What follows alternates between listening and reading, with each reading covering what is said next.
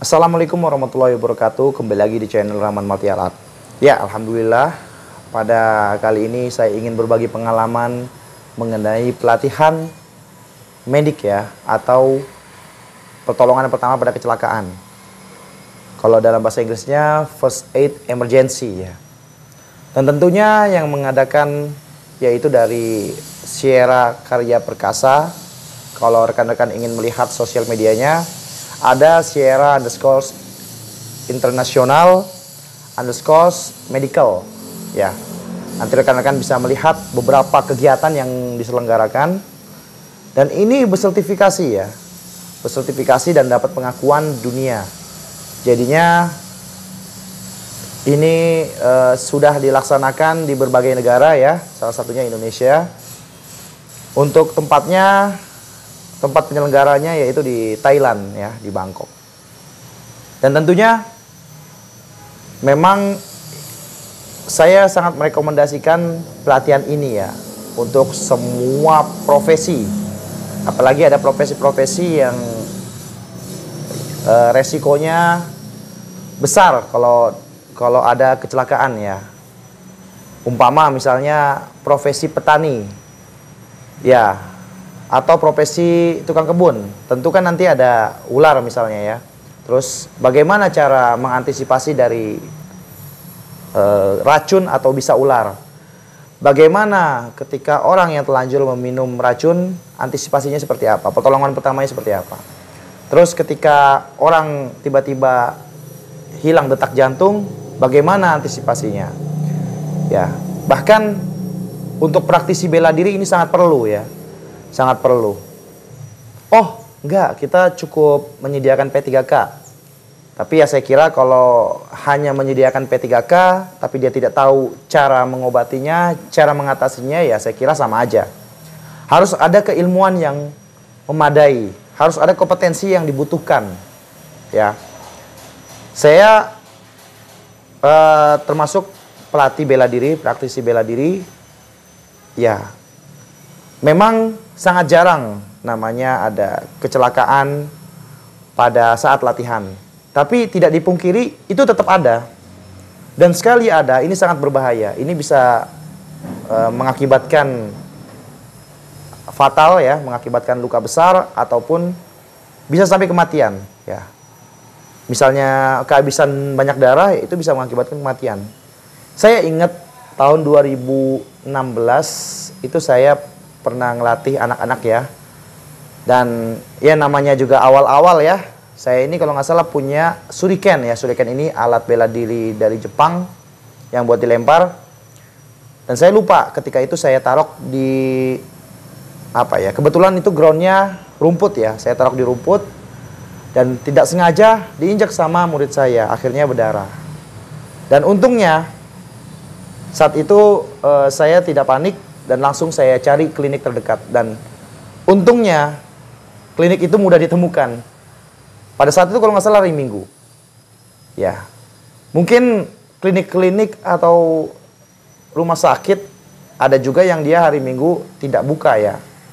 Ya mungkin ada UGD ya, dia 24 jam. Cuman kalau di daerah-daerah perkampungan itu sangat jarang ya, daerah kabupaten ya.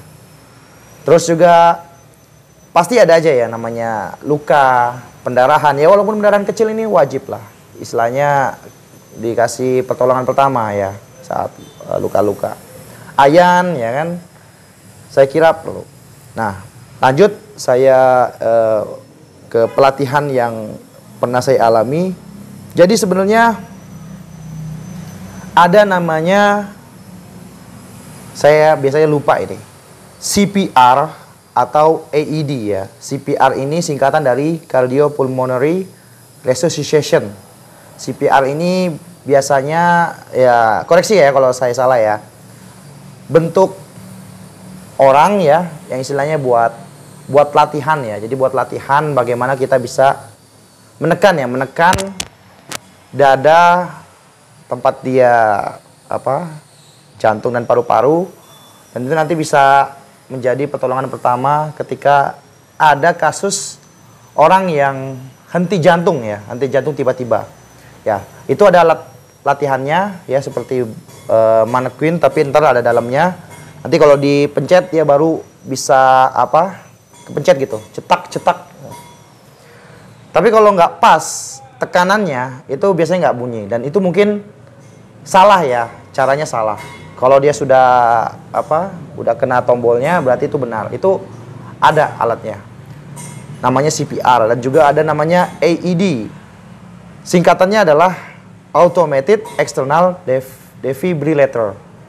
Ya, itu ada alat mesin ya, dia nanti untuk menyengat, ada tekanan listrik nanti ditempelkan di di bagian tubuh pasien ya yang dia mengalami henti jantung, dan nanti itu ada ritmenya, dia langsung diberikan setruman ya. Jadi ada caranya semuanya. Saya belum tahu ya. Kalau saya lihat di toko online memang banyak ya menjual alat-alat ini, CPR sama AED, tapi nggak tahu itu KW apa enggak. Ya, yang jelas orang bilang ini alatnya sangat susah sekali dicari. Ya, mungkin bisa jadi alat-alat yang disebarluaskan itu masih yang barang-barang tidak ori. Ya. Kalau bisa nanti untuk memastikan ini asli apa tidak, ya kalian bisa chat Instagram Sierra International Medical ya. Di situ nanti bisa dipastikan ya. Karena ini menyangkut nyawa ya, jadi jangan main-main. Jadi pertama-tama training saya dikasih tahu ya kayak pengertian-pengertian, terus juga alatnya, terus didemokan juga ya caranya kalau dalam kondisi ini seperti apa. Ya. Jadi nanti ada situasi kondisi tidak aman ya, misalnya ada orang henti jantung dadakan, kita harus mencari tempat aman ya, mencari tempat aman.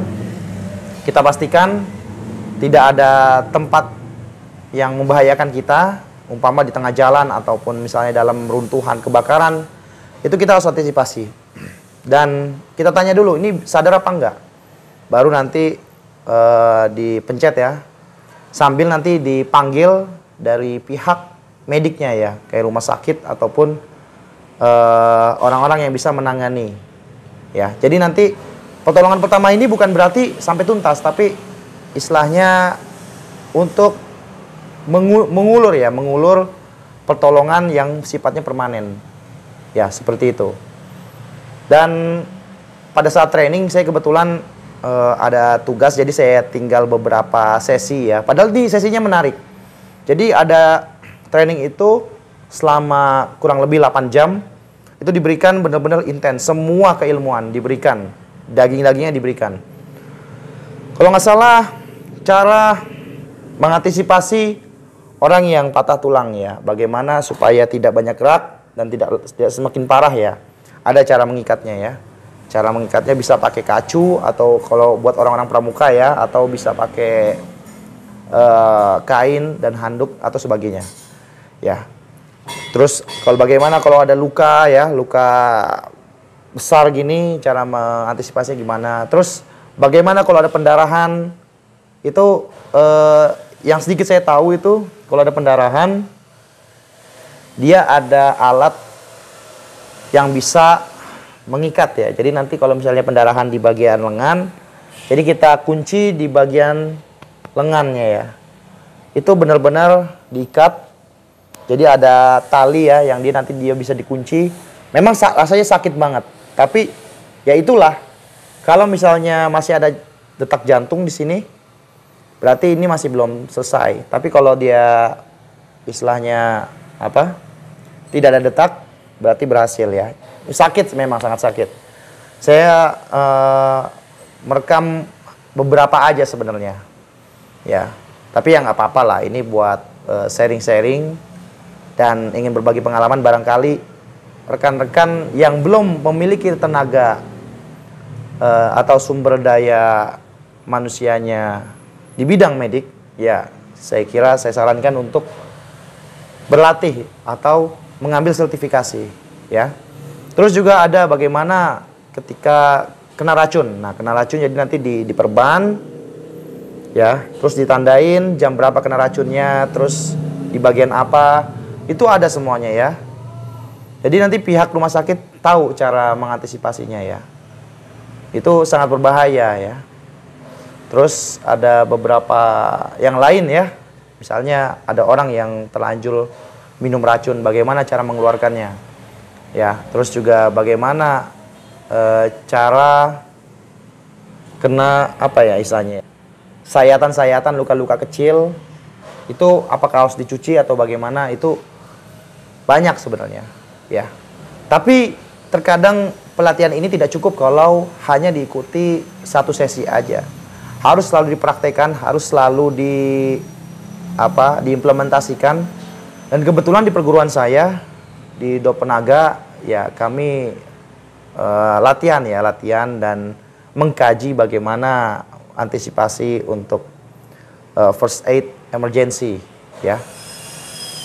Itu sangat penting, apalagi untuk pelatih-pelatih yang belum ada tenaga medisnya. Itu wajib ya. Dan mungkin itu aja kali ya untuk sementara. Nanti kalau ada hal-hal yang ingin ditanyakan atau ingin didiskusikan, bisa langsung aja di chat di kolom komentar ya. Jangan lupa like, komen, dan subscribe channel video ini. Saya Rahman. Assalamualaikum warahmatullahi wabarakatuh.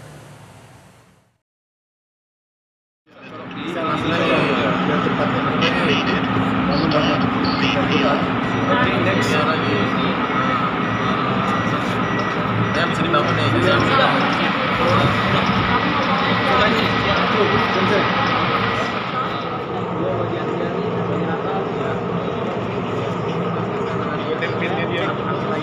Panggil AD. Bawa. So, 30 kali.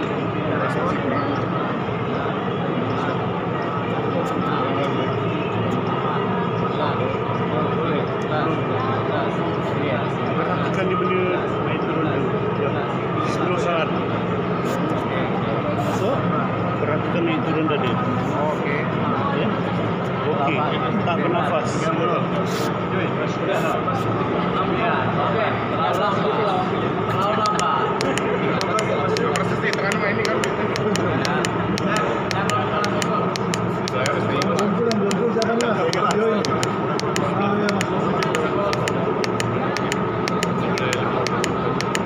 Pelan sikit.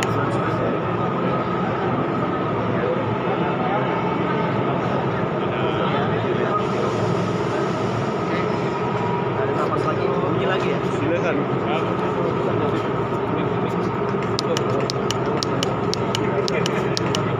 Pelan sikit, perlahan sikit. Coba saya pakai ruang punya detik.